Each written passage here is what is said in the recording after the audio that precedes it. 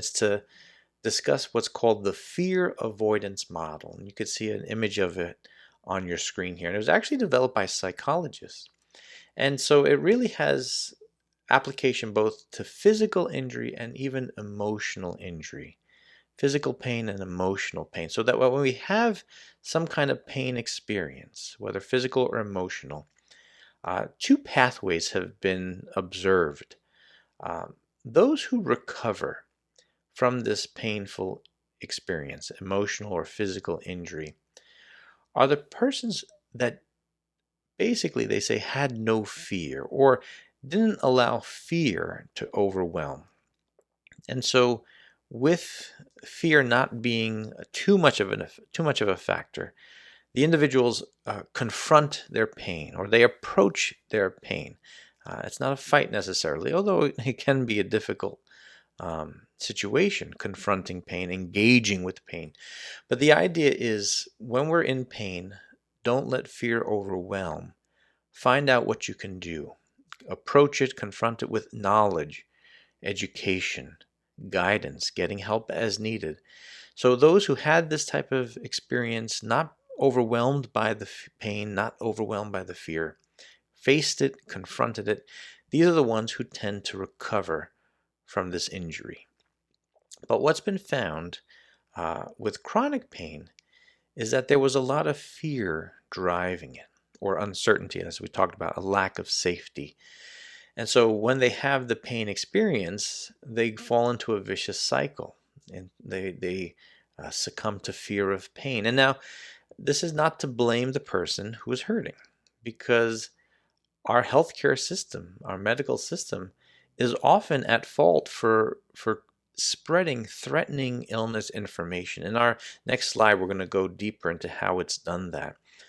But if we've been told if it hurts, don't do it, and not given good explanations of when to engage with pain or why we're hurting in the first place, if we can call this threatening illness information, that can drive the fear. Now, what's been noted is perhaps our temperament. Are we prone to perhaps anxiety or depression, or are we dealing with that during our pain or before our pain experience?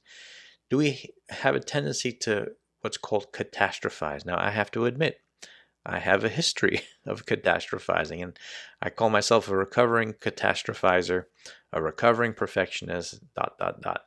But what is catastrophizing? Catastrophizing, in layman's terms, is when we tend to make a mountain out of a molehill, when we tend to make more of something than it may objectively be.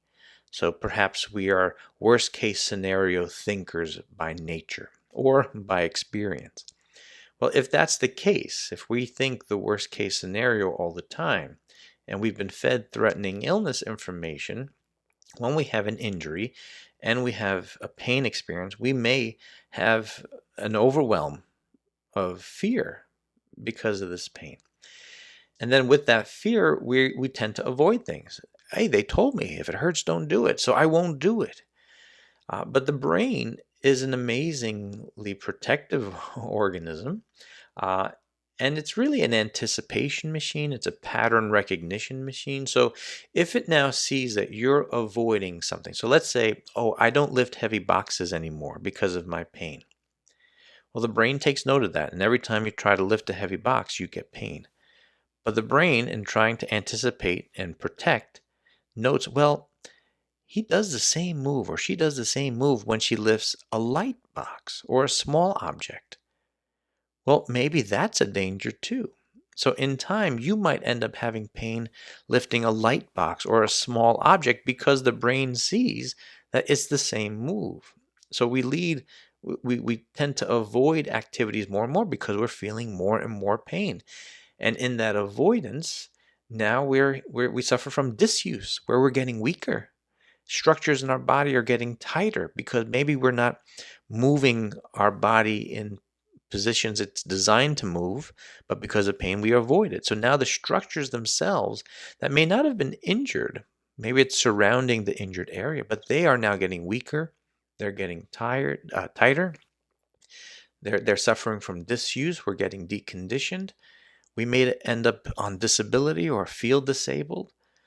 This leads to a depression often. And we did all this. We did all this avoiding, protecting, not because we wanted more pain and not because we were lazy, but we wanted to try to stop the pain because often that's what we've been told to do. Don't do it. And yet, all this activity or this inactivity, this avoidance of activity, this thinking, this disuse, this disability has made the pain worse.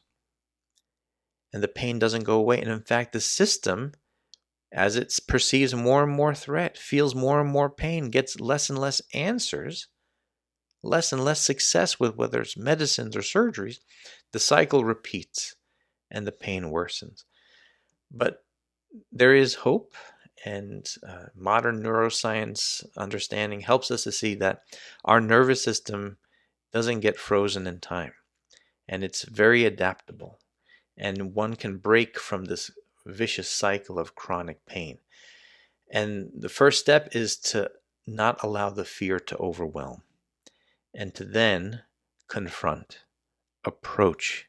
So, in fact, approach the pain, which is why, as the course goes on, you'll see that we'll say, engage with the pain. If you've been given clearance by your healthcare provider, engage with it. And just because one feels pain doesn't mean one is doing damage. And we'll explain more of that too. But you can break out of this vicious cycle of chronic pain by not letting fear overwhelm, by approaching the pain, confronting it with knowledge, with guidance, and you can lead to recovery.